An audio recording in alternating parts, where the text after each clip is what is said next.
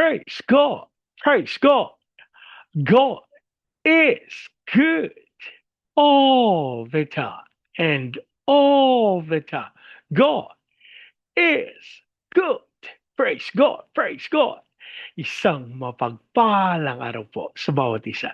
Sa pagkakataong ito, tayo po ay dudulog, lalapit sa ating Diyos na buhay ng may pananampalataya na kung saan may dalawa o tatlo na nagkatipon sa kanyang ngalan. Naroon siya sa kanilang kalagitnaan.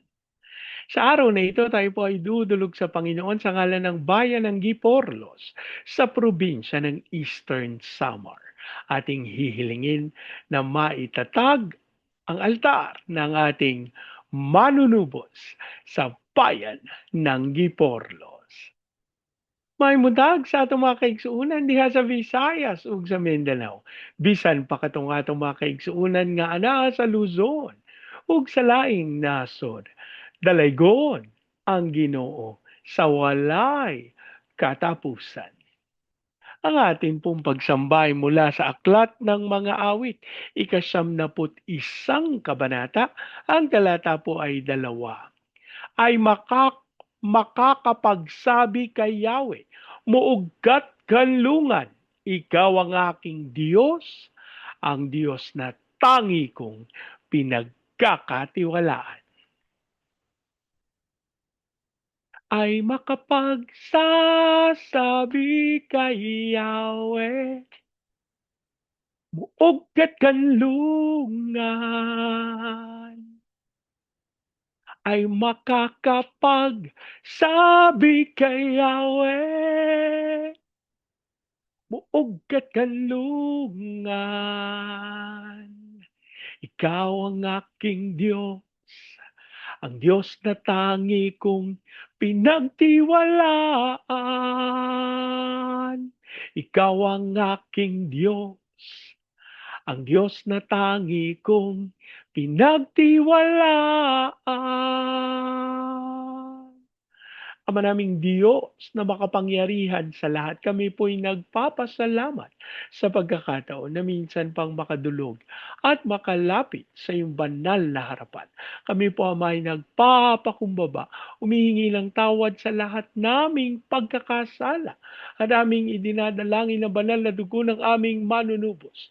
Ang siya maglinis at pumawi sa lahat naming karumihan, habang amin din pong idinudulog sa iyo ang bayan ng Giporlos sa probinsya ng Eastern Samar. Aming panalangin ng lahat ng altar at lahat ng kasunduan na ginawa sa bayan ng Giporlos nang hindi ayon sa pangalan ng aming manunubos ay mapawalang bisa sa pangalan ni Jesus at sa pangunguna ng iyong Santong Espiritu. Ang aming hiling maitatag ang altar ng aming manunubos sa bayan ng Giporlos. Maraming salamat po. Ang aming pag-asa tinugon nyo at tinanggap namin ang aming panalangin sa pangalan ng aming Panginoong Hesus. Amen. Amen. Amen. Amen. Amen. Amen. Amen. Praise God. Praise God. Ang atin pong pagbubulay ay mula sa aklat ng Exodo sa 15 kabanata. Ang talata po ay 22 at 23.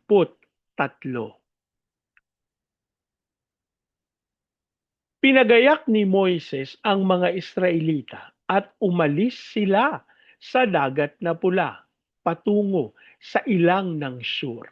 3 araw na silang naglalakbay, ngunit wala pa silang nakikitang tubig.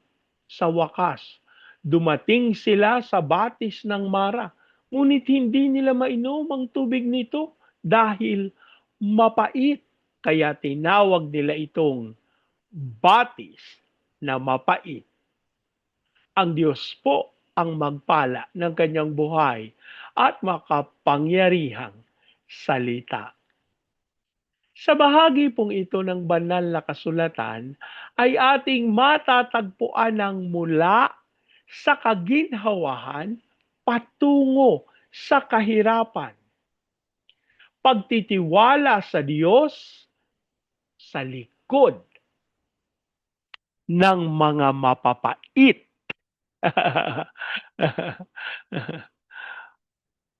Kagalakan, bago ang ilang. Kamakailan lang, nakita ng mga Israelita ang dakilang himala ng Diyos sa dagat na pula. Sila ay umawit at nagpuri. Pero nagkaroon ng biglaang pagbabago. Sa isang sandali, dinala sila ng Diyos sa ilang, sa disyerto ng Shur. 3 araw, wala silang tubig. Alam niyo po ang katotohanan sa buhay Kristiyano, normal ang dumaan sa disyerto pagkatapos ng tagumpay. Huwag po natin kakalimutan na ang ilang ay bahagi ng plano ng Diyos. Hindi naligaw ang mga Israelita.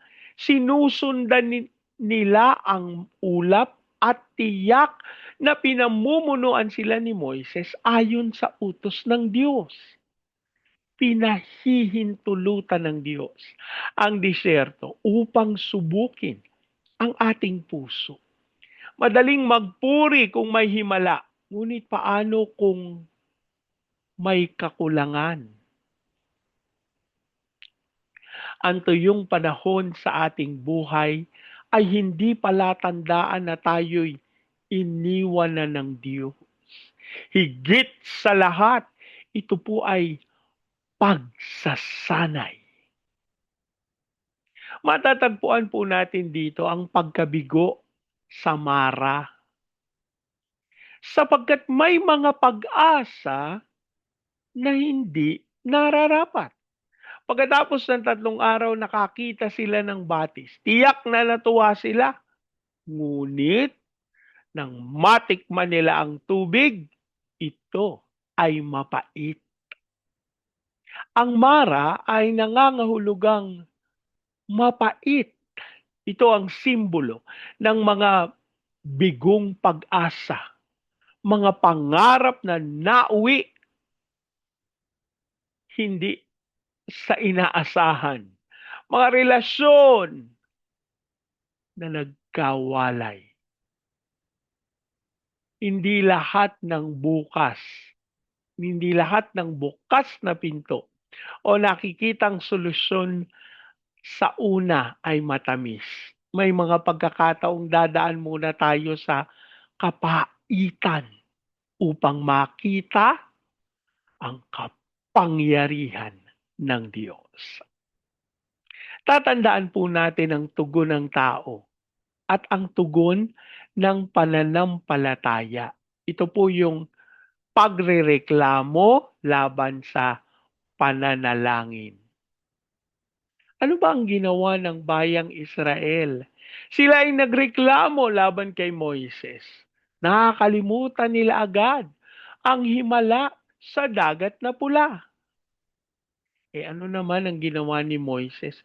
Si Moises ay sumigaw at nanalangin sa Panginoon. Ano po ang itinuturo sa atin ito? Kapag mapait ang buhay, huwag magreklamo. Lumapit sa Diyos ng may panalangin na may pananampalataya. Ang Diyos po ang nagpapagaling. Ang solusyon ay matatagpuan natin sa ating Panginoon. Pinatapo ng Diyos ang isang kahoy sa tubig at ang mapait na tubig ay naging matamis. May pangako ang Panginoon. Dito ipinakilala ng Diyos ang kanyang sarili bilang Jehovah Rapha. Ako ang Panginoon na nagpapagaling sa iyo. Kayang baguhin ng Diyos ang anumang sitwasyon sa ating mga buhay. Kailangan nating magtiwala sa Kanya. Suriin natin ang ating mga puso. Ano ba ang mapait na sitwasyon? May sakit ba? May kabiguan? May problema? ang disyerto ay may katapusan. Pagkatapos ng Mara, may Elim, isang lugar na may 12 bukal ng tubig at 70 puno ng palmera. Ibigay mo sa Diyos ang iyong kapaitan ngayon. Siya ang Diyos na nagpapagaling at nagpapatamis ng bawat mapait na karanasan. Manalangin po tayo. Ama naming Diyos na makapangyarihan sa lahat. Una, kami po'y nagpapasalamat sa iyong pagpapahintulot na kami ay dumaan sa disyerto ng buhay. Kami po ay nananalig na bahagi ito ng paghahanda na iyong itinalaga upang kami lumakad sa inyong katwiran at kabanalan. Ang aming panalangin, Ama, hindi mawala sa aming kaisipan ang katotohanan ng pagganap ng inyong dakilang kalooban. Habang amin din pong idinudulog sa iyo, ang inyong pagkilos, Panginoon, sa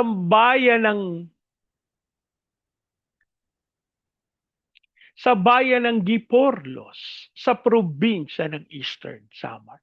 Ang aming panalangin ng katawan ng aming Panginoong Heso Kristo sa bayan ng Giporlos ay tunay na magkaroon ng unawaan, ng pagpapakumbaba, ng pag-iibigan at pagkakaisa.